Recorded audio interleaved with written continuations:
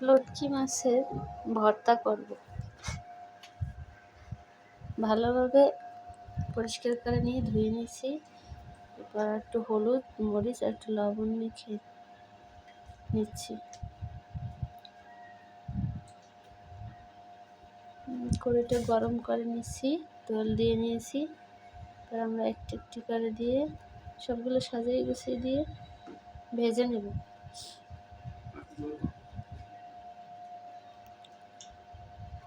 ভর্তার জন্য আমি পেঁয়াজ, রসুন, কাঁচামরিচ, একটা শুকনো মরিচও নিয়েছি আর ধনেপাতা। এগুলো ব্লেন্ডার করে নেব আগে। মূলত ভর্তাটা আমরা ব্লেন্ডারে করতেছি।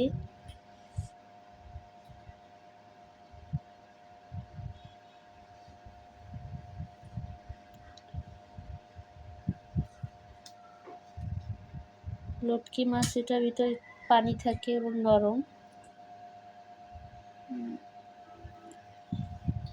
ধনেপাতা, কাঁচামরিচগুলো আমরা ব্লেন্ডার করে নিচ্ছি।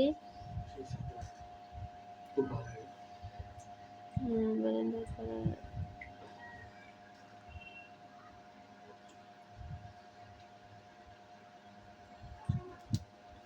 মাছগুলো আমি ভেজে আমরা কাঁটাগুলো ফেলে দিচ্ছি।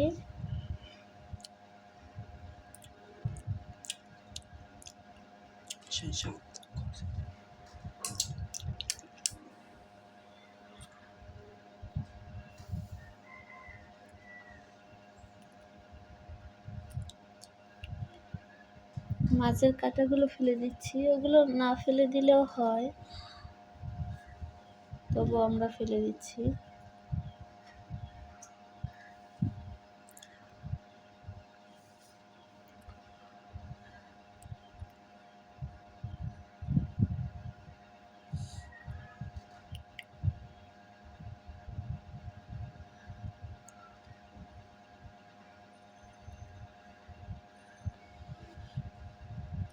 ভালোভাবে ভেজে ঝুরো ঝুরো করে নিয়েছি।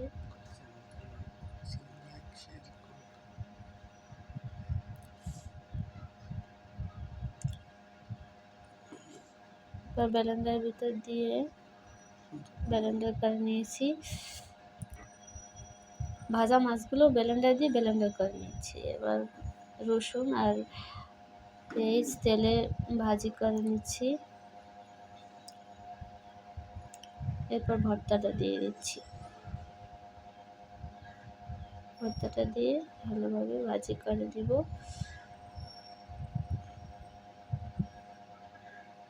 দেখুন আমাদের ভর্তাটা হয়ে গেছে।